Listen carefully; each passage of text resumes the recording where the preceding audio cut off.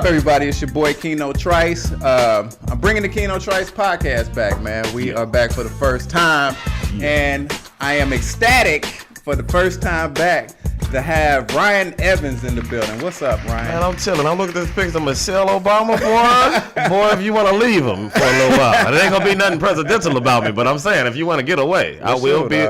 To be a side girl, a dude for Michelle Obama? Hey, you can't tell me nothing. I got Secret Service as a side dude. They might have that Will Smith, Jada Pinkett thing going on. They might, yeah. I wouldn't want to be in the bed with Barack or have him watching. That'd be crazy. Barack sitting there with his little old man jeans on in the corner. No. Take it easy on him now. But if you're gonna hit it right. You're not doing it right. Let me show you how to do it. Michelle, bend over. Rion Evans, man. Yeah. You're in town now. I am in town. I'm in town. I got here Thursday, the 2nd of February, and then I'm leaving whatever day Tuesday is. And you're here featuring for Tony Roberts. The one and only Tony Roberts, one of the funniest dudes I know, man. We having a great weekend. We knocking all these shows out. Last night was crazy. Packed shows on both shows. Oh, wow. We have two more, and then 2 more tonight, and then I have one more after that. So it's 3 shows tonight, and I'm headlining the late show. So now I was at the 10 o'clock show last night. Was it 10 when it started? I mean, on the flyer it said 10, but it was packed out, man. It was packed out. Like, yeah. I was happy for you guys. I appreciate Atlanta. Yeah. To get in front of a huge crowd like that, I'm like, dang, can a brother get a guest spot? But we started late. Ain't no guest spots. I barely had all my time. But the audience. That's what I missed about it. I used to live out here, So the audiences out here was so like lively. So hey, how y'all doing? Like, okay, wait till y'all hear the joke about my dog. You know what I'm saying? So I love that energy here. You know, so I live in Denver, Colorado now. And they got a nice following for comedy. People love comedy out there, but ain't nothing like coming to Atlanta. Ain't nothing like coming to the A. And then, too, if you could survive in the A, like if you can come do a show like that and get applause, you can go anywhere in the country. You can go do it in Afghanistan or something. Right, if you make it people in Atlanta, because we bougie here. We bougie. It ain't bougie. Y'all ignorant. Y'all don't care. Somebody stand up and boo you in front of everybody. Well, not bougie. Wrong word. Comedy snoots. Like, we can see anybody at any given time. Like, look at you down your nose like I've heard way funnier. Right. You be at a coffee house, Chris Tucker walk in and give you 45 minutes. So, wow. Yeah, it's just the set here, how it's set up. So, talk about when you started comedy. How long you been in the game? Man, I started when I was 25. I'm 30 now, and I started. I've been doing comedy like 12 years. 12 years. Wow. This is my 12th year.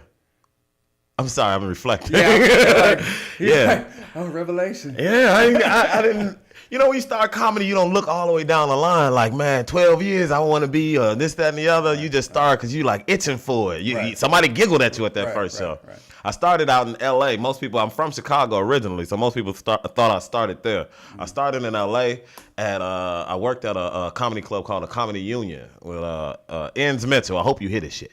With Enz Mitchell, he's a good dude. If you can get out to L.A. and work that spot, he's a great spot. And I was a DJ and a doorman first. So after a while, that bug gonna bite you. You're gonna have to do comedy working there. Right. So I tried it and I loved it. Right. I can't do nothing else. I had like 4 jobs at the time. All of them was in the way. Now that's a good point, because a lot of people think that comedians are born overnight.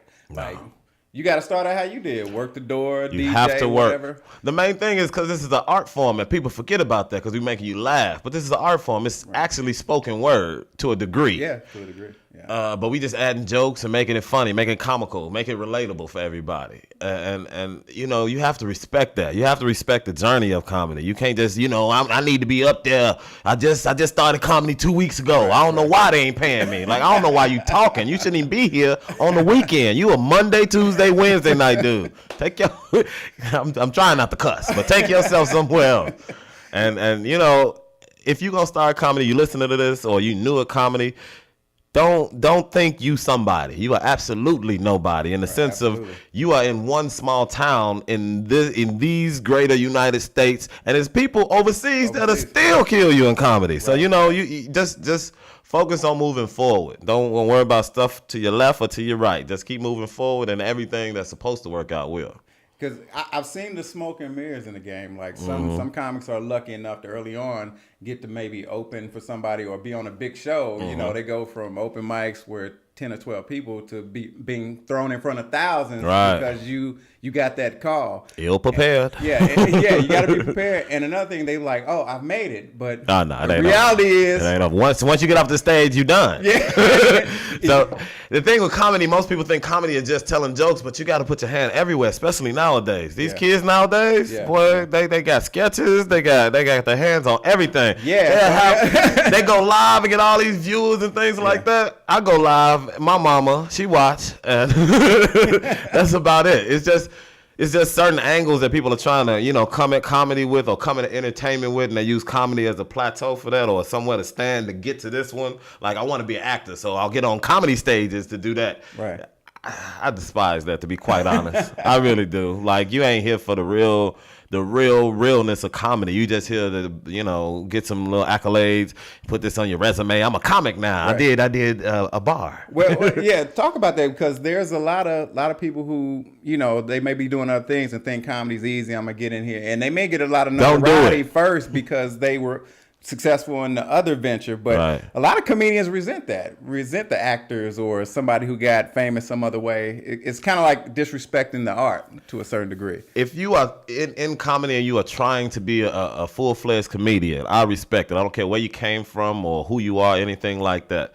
From what I gather out here, even when I was out in Denver, I hear about this cat out here, DC Fly. Yeah, DC Young Fly. Yeah. DC Young Fly. I have to say the young? Okay, DC Young Fly. DC Young Fly, internet sensation, started with the sketches and everything. Boy, bring that ass here. Bring that ass here, boy. I love that stuff, man. And from what I'm hearing from everybody out here in Atlanta, what I was even hearing out in Denver, this guy is really trying to be a comedian. He's not like, I got followers, they'll show up and I just go up there and do silly stuff. Yeah. He goes to open mics. Yep. He's writing. He got people, not necessarily helping him, but leading them on this path since it is going faster. I appreciate that rather than you just up there, trying to relive your sketches in front of everybody.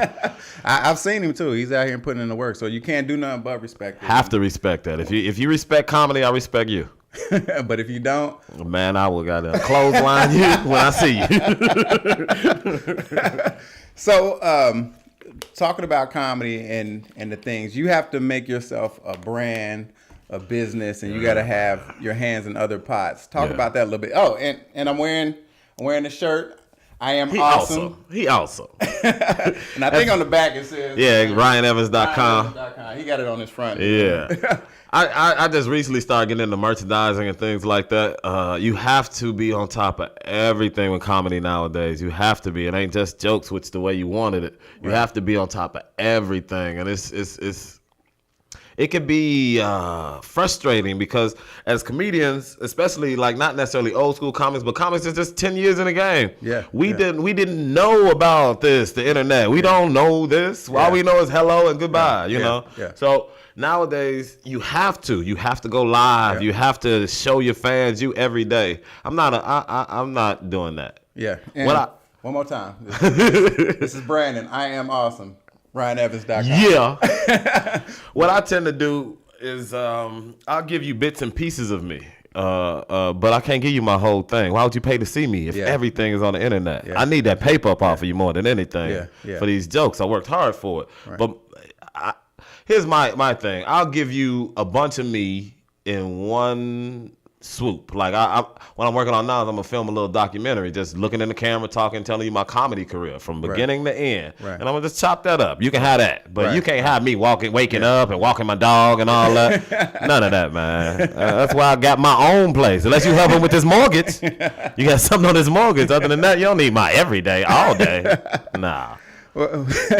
Well, cool, man. Like I said, I'm glad you're here. I'm glad to be here. Much success out there in Denver. I'm coming out to Denver, man. I got to go in a store where it's just all the weed that I just want to see. People ain't been. Not that I smoke. Let me clear my name real quick.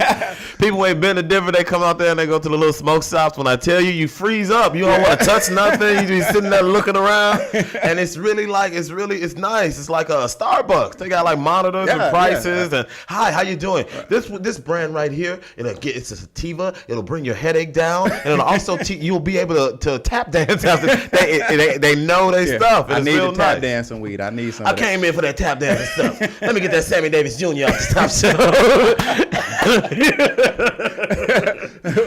well, cool. Wraps up this episode. First episode back, Keno Trice Show, man. Follow me on Instagram, YouTube, all that stuff. You can see all these great videos. Where can we find Rion Evans? You can only find me on my website, RionEvans.com. Now, I know you type it in there right now, like RYANEV. You messing up. That ain't, I don't know who Rion Evans is. My name is Rion. It's a little more sophisticated. Like lion, but an R instead of the L. RionEvans.com. RionEvans.com.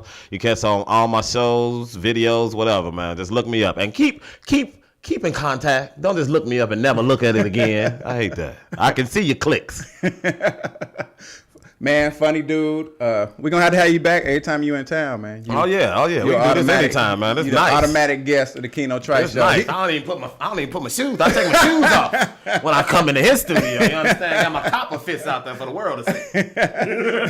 All right, everybody, be great. Have a great weekend, great day. Whenever this gets put out, we'll talk to you next time. You're watching the Keno Trice Show with Rion Evans. Peace. Peace out. Keno Trice.